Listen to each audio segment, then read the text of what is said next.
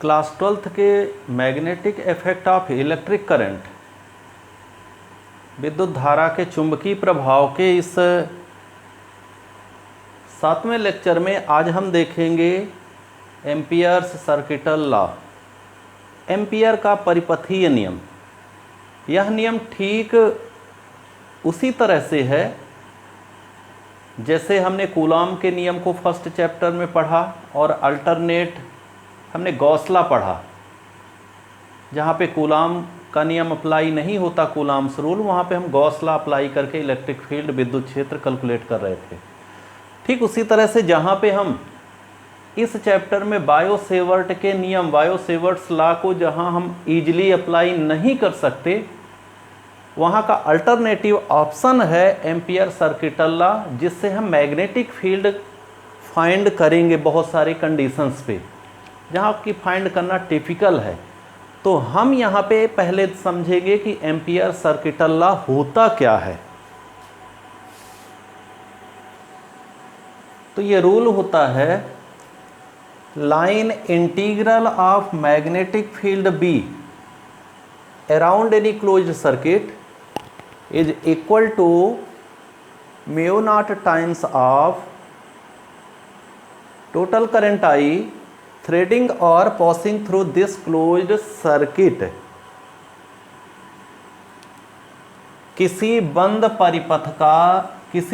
परिपथ के चुंबकीय क्षेत्र का रेखीय समाकलन गुणांक, किसी बंद परिपथ के चुंबकीय क्षेत्र का रेखीय समाकलन गुणांक उस बंद परिपथ से गुजरने वाली धारा का mu naught times mu naught गुना होता है। ये हिंदी में है कि किसी बंद परिपथ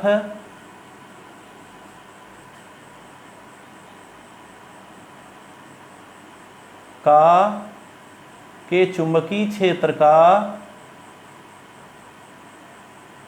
बी का रेखीय समाकलन गुणांक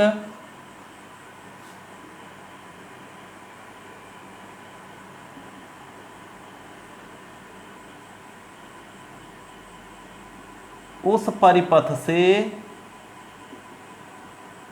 जाने वाली धारा I का म्यू नॉट गुना होता है। अब हम यहाँ पे क्या करते हैं, एक बंद परिपथ कंसीडर कर लेते हैं। मान लेते हैं कि ये एक क्लोज लूप है, बंद परिपथ है। इस बंद परिपथ से यहाँ पर एक धारा इस तरह से आई गुजर रही है। मान लीजिए नीचे से ऊपर इसमें एक तार है, एक वायर है, इसमें आई धारा इसको इस तरह से पास करके इसमें जा रही है। ये बंद परिपथ है। तो अब यहाँ पर ये पॉइंट O है। इसके जो बंद परिपथ है, इस बंद परिपथ के किसी पॉइंट पर, मान लीजिए ये P पॉइंट है, यहाँ पर मैग्नेटिक फील्ड B है, चुंबकीय क्षेत्र B है, और ये B जो है इसके DL के, यहाँ पे DL इस बंद परिपथ का अल्पांश DL, बंद परिपथ का अल्पांश DL लेते हैं। DL की भी यही दिशा है। तो यहाँ पे B डॉट DL ये कहलाएगा बंद परिपथ का रेखीय समाकलन, बंद परिपथ में चुंबकीय क्षेत्र का रेखीय समाकलन गुणांक। तो चुंबकीय क्षेत्र B हुआ इंटू DL हो गया, रेखीय समाकलन गुणांक हो गया, और यहाँ पे बंद परिपथ का ये साइन हो गया।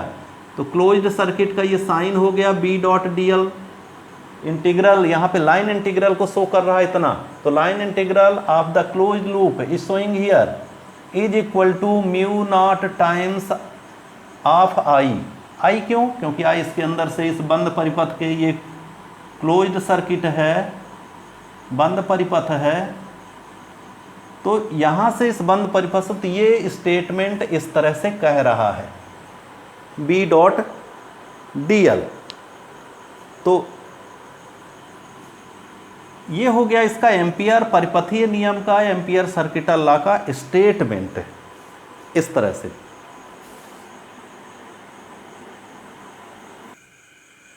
आइए अब हम सबसे पहले एम्पियर सर्किटल लॉ, एम्पियर के परिपथीय नियम से एक सीधे अनंत लंबाई के धारावाही चालक के कारण चुंबकीय क्षेत्र की तीव्रता ज्ञात कैसे करते हैं वो देखते हैं। सबसे पहले ये हम देखते हैं। तो हम इसी को अब हम मान लेते हैं कि ये अनंत लंबाई का, इनफाइनाइट लेंथ का एक लॉन्ग स्ट्रेट वायर है, एक सीधा तार है, अनंत लंबाई का एक सीधा तार है। इसके कारण हमें यहाँ पे ये r दूरी पर है, ये इसकी ये पॉइंट हो गया P पर ही हम यहाँ पे dl अल्पांश ले लेंगे, लाइन एलिमेंट। dl की जो दिशा है वो भी इधर है और मैग्नेटिक फील्ड B की भी, यहाँ पे चुंबकीय क्षेत्र की भी दिशा ये है और dl की भी दिशा, दोनों समान है। तो यहाँ पे हमने एक स्ट्रेट करंट कैरिंग कंडक्टर ले लिया, I करंट इस पे फ्लो हो रही है। एक हमने क्लोज लूप इस तरह से बना लिया। इस क्लोज लूप के जो r डिस्टेंस का क्लोज लूप है, r रेडियस का, r त्रिज्या का, इस क्लोज लूप पर हम एक पॉइंट P ले लेते हैं। इस P पॉइंट के पास एक अल्पांश लाइन एलिमेंट dl कंसीडर कर लेते हैं और यहाँ पे राइट हैंड रूल से देखेंगे तो इस P पॉइंट पर मैग्नेटिक फील्ड भी आउटवर्ड होगा, तो B और dl की डायरेक्शन यहाँ पे सेम होगी। तो यहाँ पे हम इस रूल को लेफ्ट हैंड साइड को हम डायरेक्टली अप्लाई करते हैं इसको। तो इंटीग्रल B डॉट dl ये हम लिखेंगे और इसको अप्लाई करते हैं। B dl यहाँ पे B डॉट प्रोडक्ट है, डॉट गुणन है, तो B dl cos 0 डिग्री हो जाएगा। क्लोज, ये पूरा क्लोज पाथ है, बंद परिपथ है, तो यहाँ पे बंद परिपथ का साइन हो गया, चिन्ह हो गया। अब हम B इंटीग्रेशन, B हमको पता करना है, इंटीग्रेशन dl। तो इंटीग्रेशन dl कितना, पूरे क्लोज लूप का लेना है। तो आप इंटीग्रेशन dl कितना लेंगे यहाँ पे क्लोज लूप का, इंटीग्रेशन dl मतलब जितने dl बनेंगे, यहाँ पे जितने dl, एक dl, दूसरा ये dl, तीसरा ये फिर ये ऐसे लेते जाएंगे। तो जितने आप dl लेंगे इधर से इधर, पूरे को सबका इंटीग्रेट करेंगे, माने पूरे को इकट्ठा करेंगे, तो ये हो जाएगा जो हमारा क्लोज्ड सर्किट है उसका सरकमफेरेंस ये यहाँ पे हो जाएगा, परिधि हो जाएगी, मतलब ये पूरी परिधि की लंबाई लेना पड़ेगा। तो ये हो जाएगा 2 पाई r। ठीक है, यहाँ पे इतना ये लेफ्ट हैंड साइड हुआ। अब लेफ्ट हैंड साइड के बाद अब हम इतना ये B डॉट dl का कैलकुलेशन हो गया। तो हम यहाँ पे फर्स्ट इक्वेशन पे अब हम इसको रखेंगे, पहले समीकरण में ये सारी वैल्यू हम रखेंगे। तो हम यहाँ पे रख के देखते हैं, तो आप इसको रख के देखिए। अभी हम यहीं पे कैलकुलेट कर रहे हैं। तो इतनी जो वैल्यू है, जब यहाँ पे इसको उठा के इसकी जगह पे रखेंगे, right hand side mu naught I already है, ये पूरा इक्वेशन लिखेंगे, यहाँ पे वैल्यू इसको रखेंगे इस इक्वेशन में, तो आपको B मिल जाएगा mu naught 2 pi I upon R। ये होता है magnetic field of straight current carrying conductor at distance r। तो किसी धारावाही चालक के कारण, सीधे धारावाही चालक के कारण इससे r दूरी पर चुंबकीय क्षेत्र की तीव्रता इतनी होती है। ये सीधा सीधा इससे प्रूव हो गया। तो जब हमने इसको प्रूव कर लिया, तो अब हम इस प्रूफ के द्वारा, ये मान लीजिए सेकंड इक्वेशन है, अब हमको गॉस थ्योरम प्रूफ करना है, सॉरी यहाँ पे एम्पियर सर्किटल लॉ प्रूफ करना है, इसको प्रूफ करना है। तो अब हम क्या करेंगे, यहाँ पे फिर यही चीज़ हम अप्लाई करेंगे। तो हम इसको कैसे प्रूफ करेंगे, तो इसको प्रूफ करने के लिए आप ध्यान दीजिए, इसके लेफ्ट हैंड साइड में जाएंगे, इसके उसी तरह से यहाँ पे B डॉट dl निकालेंगे तो B डॉट डी एल है तो B डी एल कॉस 0 हो जाएगा। यहाँ पे आप क्या करेंगे, B की वैल्यू यहाँ पे रखेंगे जो ये निकला हुआ है, क्योंकि स्ट्रेट करंट कैरिंग कंडक्टर के मैग्नेटिक फील्ड के फार्मूले से इस फार्मूले से इसको प्रूव करना है।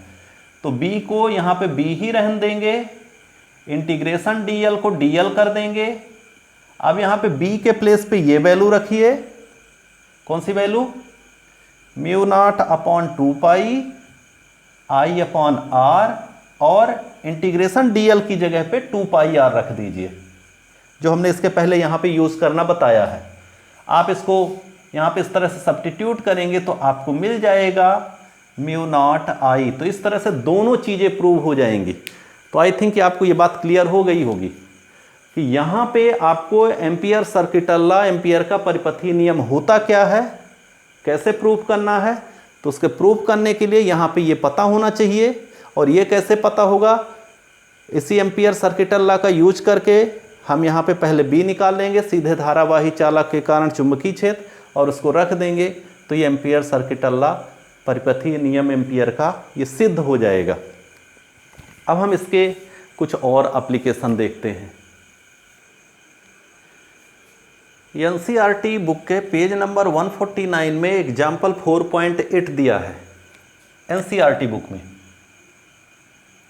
ये क्वेश्चन ये कह रहा है कि आपको एक फिगर दिया गया है, एक आरेख दिया गया है, जिसमें एक लॉन्ग स्ट्रेट वायर है। ये स्ट्रेट वायर ये पूरा हो गया, एक लंबा सा स्ट्रेट वायर है जो हमने काफ़ी मोटा यहाँ पे बना रखा है। इसका रेडियस, इस वायर का रेडियस a है। ये जो वायर है, इस वायर की रेडियस स्मॉल a है। तो यहाँ पे ये a इसकी रेडियस, इसकी त्रिज्या है, और इसके अंदर करंट I बह रही है। इसके अंदर जो करंट है वो I जा रही है अंदर। बट ये करंट जो है हर जगह यूनिफॉर्मली डिस्ट्रीब्यूट है, हर जगह बराबर बटी हुई है, पूरे भाग से बराबर फैल के जा रही है। करंट I जो है, ये धारा I जो है, इस कंडक्टर में पूरे भाग में बराबर फैल के जा रही है। एक पतली सी लाइन के फॉर्म में नहीं जा रही, यहाँ पे पूरा बट के बराबर ऐसे जा रही है, बराबर वितरित होके। तो मतलब यहाँ पे करंट डिस्ट्रीब्यूशन, धारा का जो वितरण है, ये आपको यूनिफॉर्म है। यूनिफॉर्म मीन्स कांस्टेंट है।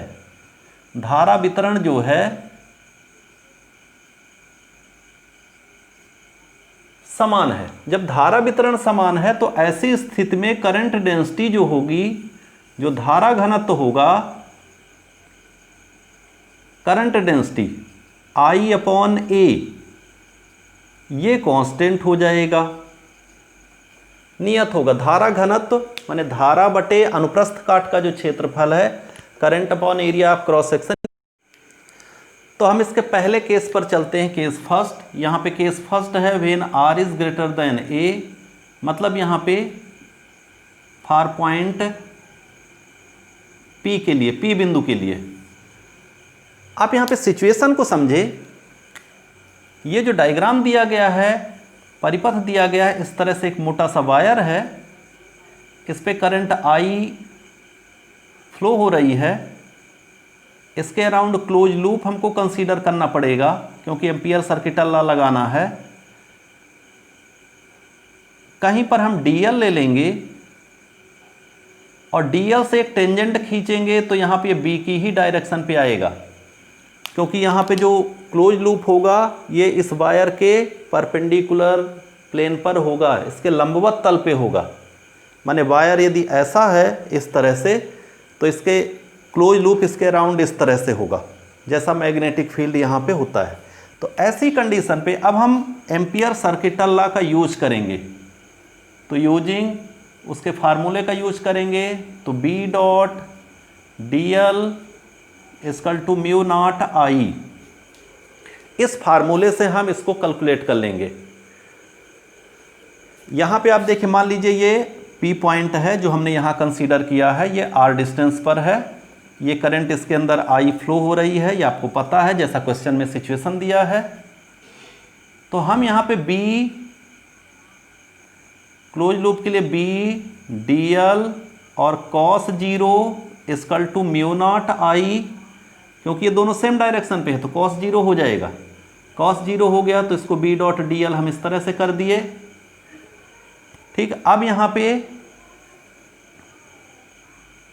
b इक्वल टू, इसके पहले हम निकाल चुके हैं, सॉरी b हमें कैलकुलेट करना है, सो b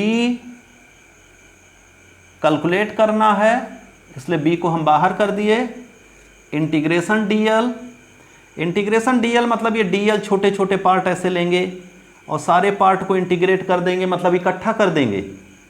तो इकट्ठा कर देंगे सारे पार्ट को तो ये पूरा सरकमफ्रेंस बन जाएगा। जितने पार्ट बनेंगे इस पर सबको इकट्ठा करके प्लस करेंगे, मतलब इंटीग्रेट करेंगे, तो ये 2 पाई r हो जाएगा। यदि ऐसा नहीं समझ में आता इंटीग्रेशन dl, तो dl को आप क्या कर दीजिए, यहाँ पे इंटीग्रेट भी कर सकते हैं। तो इंटीग्रेट करेंगे तो आपको यहाँ पे l मिलेगा और l के लिए लिमिट लगाएंगे। l क्या है, इस p पॉइंट से स्टार्ट करेंगे तो लोअर लिमिट 0 और घूम के जब एक चक्कर पूरा करेंगे तो 2 पाई r हो जाएगा। तो l का ये लिमिट हो गया। तो अब यहाँ पे आप इसको सॉल्व कर देंगे तो b l के प्लेस पे 2 पाई r म्यू नॉट आई, तो यहाँ से b इक्वल टू आ जाएगा mu naught I upon 2 pi r। ये इस कंडीशन का आंसर हो गया। कब, फर्स्ट कंडीशन का, जब r बाहर की ओर हो। अब हम इस पे सेकेंड कंडीशन पे चलते हैं। ये फर्स्ट कंडीशन हो गई, ये कंडीशन सॉल्व हो गई कि मैग्नेटिक फील्ड इतना होगा, क्योंकि इसके पहले हम ये पूरा डिराइव कर चुके हैं। ये वही फार्मूला है जो स्ट्रेट करंट कैरिंग कंडक्टर में निकला था, कैसे निकला है वही यहाँ पर भी काम किए हैं। अब हम इस कंडीशन के लिए निकालेंगे। तो केस सेकंड में चलते हैं। केस सेकंड के लिए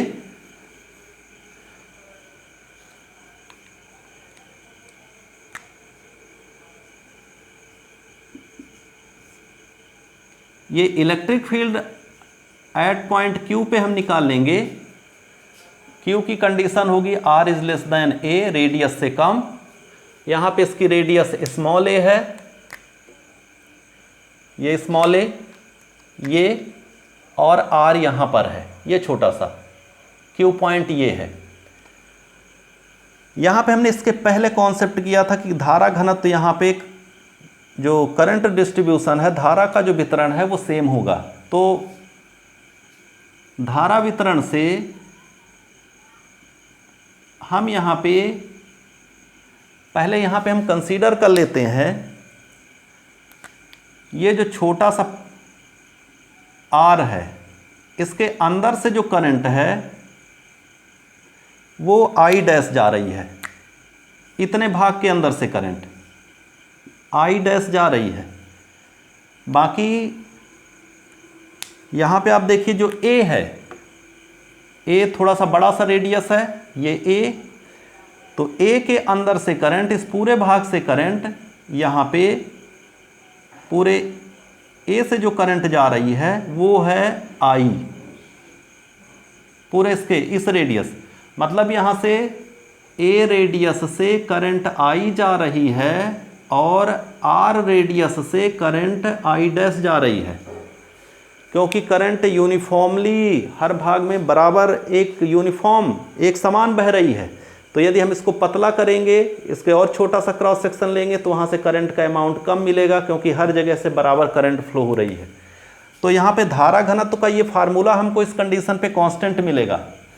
तो यहाँ पे हम करंट डिस्ट्रीब्यूशन के फार्मूले से आपको यहाँ पे एक I जो टोटल करंट है upon total area of cross section pi A square, कुल धारा बटे कुल अनुप्रस्थ काट का क्षेत्रफल, और I डैश कितने में है, I डैश है केवल R रेडियस में, जो ये छोटी सी रेडियस इनसाइड है इसके अंदर से केवल I डैश जा रही है।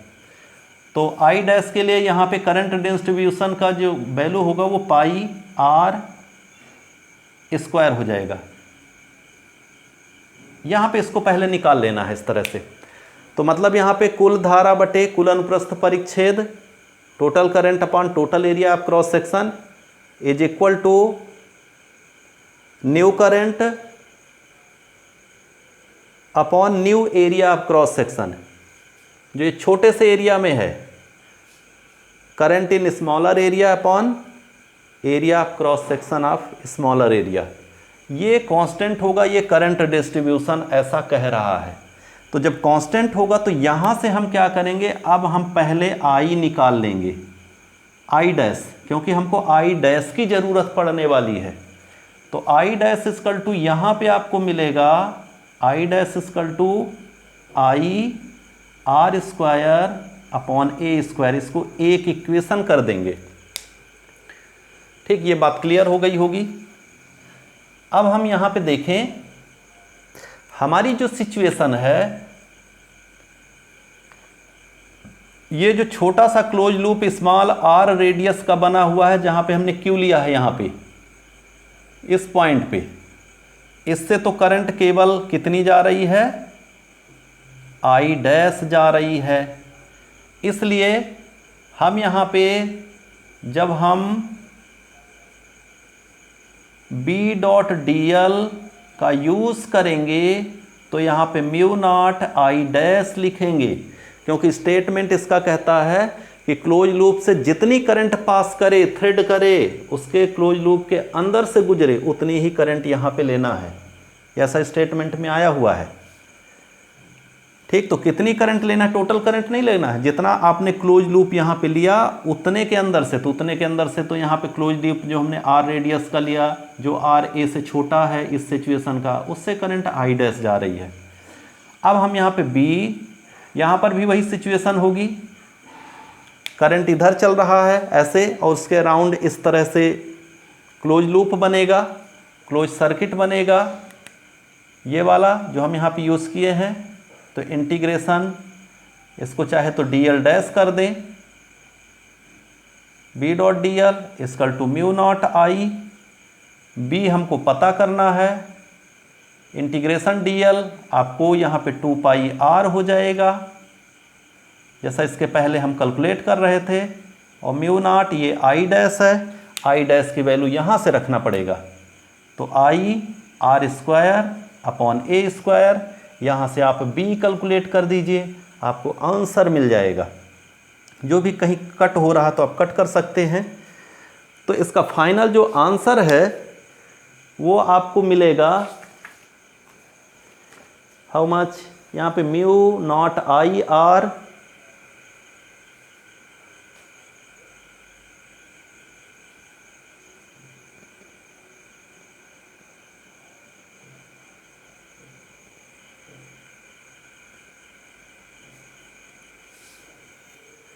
तो ये इतना मिल रहा, क्योंकि आर यहाँ पे एक आर कैंसिल हो जाएगा, बाकी यहाँ पे बी इक्वल करेंगे 2 पाई इधर आ जाएगा। तो ये फार्मूला यहाँ पे बना। यहाँ पे आप देख रहे हो कि बी जो है, बी इन साइड अंदर के लिए ये प्रोपोर्शनल टू आर है, बाकी ये कांस्टेंट हो गया, नियत हो गया, तो बी इन ये निकला है अंदर के लिए, तो ये प्रोपोर्शनल टू आर है। पहले केस में, केस फर्स्ट में आपको मिला था, फर्स्ट केस में आपको मिला था बी आउटवर्ड के लिए मिला था, तो ये mu naught I upon pi R square 2 pi R ऐसा मिला था, mu naught I upon 2 pi R straight current का। ये फर्स्ट कंडीशन पे आपको मिला हुआ था, जो हमने यहाँ पे हटा दिया है। यहाँ से आप देखिए, यहाँ पे B naught is proportional to 1/r है, तो यहाँ पे हम एक ग्राफिकल रिप्रेजेंटेशन इनका दे देते हैं। कैसे ग्राफिकल रिप्रेजेंटेशन दे देंगे? इनसाइड के लिए मैग्नेटिक फील्ड जो है, यहाँ पे हम इधर की तरफ डिस्टेंस r ले लेते हैं x एक्सिस में, इधर y एक्सिस में मैग्नेटिक फील्ड b ले लेते हैं। यहाँ पर हम काउंट कर लेते हैं कि ये r is equal to a है। यहाँ से हम ऐसे बाहर की ओर चलेंगे, मैग्नेटिक फील्ड को कैलकुलेट करते हुए यहाँ से 0 से ऐसे रेडियली आउटवर्ड जाएंगे, यहाँ आएंगे, यहाँ आएंगे, यहाँ आएंगे। तो जब तक यहाँ नहीं आते तब तक ये जो है इनसाइड के लिए b in proportional to r है ये। तो मतलब ये है कि जब तक आप अंदर हैं तो b is proportional to r, ये ग्राफ ऐसा आएगा इन साइड के लिए, जब तक अंदर से इस वायर के अंदर से आप सरफेस तक नहीं आ जाते, सतह तक, तो B in proportional to R. Then after you are coming outward from the wire, तार के बाहर जब आप आ जाएंगे वायर के, तो ये कंडीशन अप्लाई हो जाएगी आउटवर्ड एरिया के लिए, इन्वर्सली प्रोपोर्शनल टू आर। तो यहाँ पे फिर ये ग्राफ आपको ऐसा मिलेगा, तो ये B out is proportional to 1/r। तो ऐसा यहाँ पे आपको ये ग्राफिकल रिप्रेजेंटेशन क्लियर हो गया होगा, जो कि आपके इस क्वेश्चन में पूरी तरह से ये सारा सॉल्व करके यहाँ पे इस क्वेश्चन नंबर पे दिया गया है। तो आई थिंक ये पूरा कॉन्सेप्ट आपको समझ में आया होगा। तो थैंक यू फॉर टुडे।